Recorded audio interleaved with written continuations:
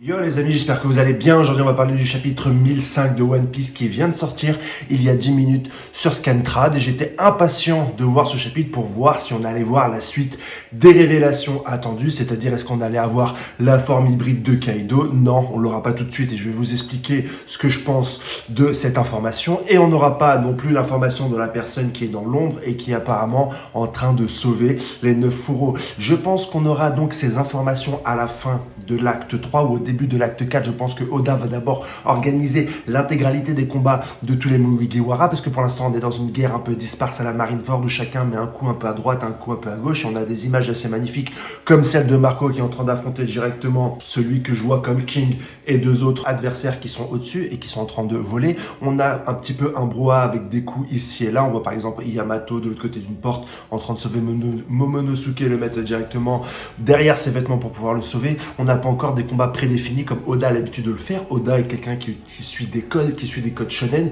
qui respecte une organisation militaire sur l'intégralité des arcs, en tout cas presque tous les arcs, puisque pour Marineford, pour quelques arcs différents, il n'a pas fait cette organisation, mais à chaque fois, un des Mugiwara affronte directement un des soldats du boss de l'île en question, et je pense qu'on va avoir la même chose pour Onigashima, mais que ça va nous être présenté dans les scans qui vont suivre pour boucler un petit peu, pour finir l'acte 3. Et pour pouvoir suivre cette organisation, il faut aller chercher les deux Mugiwara les moins puissants pour aller les faire combattre en premier et monter crescendo la pression avec des combats de plus en plus importants pour finir sur un final avec Luffy contre Big Mom et Kaido, enfin en tout cas je l'espère, un Zoro contre King. Je pense qu'on va aller vraiment vers là, même si pour l'instant on a d'autres images qui nous montrent un Zoro en train d'affronter directement Kaido. Je pense que la forme hybride de Kaido va naître en présentant tous les supernovas à terre. Enfin, en tout cas, c'est ce que je présente, c'est ma théorie pour la suite des événements.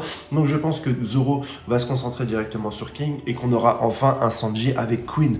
Sanji qui reste central dans ce chapitre puisqu'il est toujours emprisonné par Black Maria qui va donc le pousser à appeler Nico Robin. On rappelle que Nico Robin est important pour Black Maria parce que Kaido a demandé à son équipage de la récupérer après qu'on ait eu l'information de la part de Big Mom que Nico Robin était importante puisque c'était une personne qui était capable de lire les poneglyphes. Et pour la première fois dans One Piece, on a deux boss, Big Mom et Kaido, qui sont également à la recherche du One Piece et qui savent qu'il y a une pièce maîtresse directement dans l'équipage de Luffy. Donc elles tentent de le frapper directement et on a des images assez saisissantes de Sanji qui se fait battre par Black Maria. Il est enchaîné. Sanji, rappelez-vous, c'est quelqu'un qui ne peut pas taper les femmes, donc il est directement face à l'un de ses points faibles. C'est un ressort comique qu'on le connaît, que l'on a déjà vu dans des arcs précédents. Et de toute façon, Sanji, on a envie de le voir affronter Queen. Hein. Sanji, c'est quelqu'un qui a affronté dans l'arc Alabasta Mr. 3, Bon Clay, c'est celui qui a affronté le loup, donc le troisième de l'équipage du CP9 de Rob Lucci. On attend à ce que Sanji ait enfin la lumière sur lui, lui qui n'a pas eu à Whole Cake Island qui était pourtant son année. Hein. Oda avait dit oui, ça serait l'année de Sanji. On pensait qu'on allait avoir des choses assez impressionnantes à propos de ce personnage et tout ce qu'on a eu, c'est son mariage. Effectivement, il était au centre de l'intrigue, mais au niveau combat, au niveau développement physique, au niveau compétence et au niveau force, on l'a pas vraiment vu évoluer alors que Zoro est en train de prendre une sacrée longueur d'avance puisque lui, il est directement capable de blesser Kaido. Mais je pense que Oda ne va pas le laisser pour compte et va lui offrir un combat majestueux contre Queen. Je pense que ça va arriver. En plus, Queen, il y a le rapport avec la reine. Peut-être que Sanji va pouvoir pour une fois affronter, non pas une femme, mais un personnage qui a le rôle d'une femme, ou en tout cas dans le jeu de cartes Queen, ça serait la reine et qui pourrait enfin avoir un moment épique, epicless, où il pourrait directement l'affronter avec ou sans cette combinaison. Moi je suis pas pour la combinaison, mais au moins si on a un Sanji avec une combinaison, c'est pas si mal. Et je pense qu'on va y arriver et Oda est en train de nous amener sur cette route-là. Mais avant, il y a des combats à faire, les autres Mugiwara, ceux qui sont un peu plus faibles, et en bas de cette pyramide inversée, on a Brook et Nico Robin, et je crois qu'Oda nous a présenté le combat qu'on va avoir, ça sera Black Maria contre Brook et Nico Robin pour ce combat final de ces deux Mugiwara là sur l'arc d'Onigashima. Donc Nico Robin vient et affronte directement Black Maria, elle la tarte et elle peut directement affronter les femmes, et elle sera accompagnée donc de ce cher Brook. Je pense que ça sera le début de la liste. On aura donc Brook et Nico Robin contre Maria. On aura donc Nami contre la Tobiropo qui met des coups de tête, je ne me rappelle plus de son nom. On aura donc Franky contre directement le Triceratops. On aura Jinbei contre la Panthère et ensuite, j'espère, Sanji contre Queen, Zoro contre King et Luffy contre Kaido.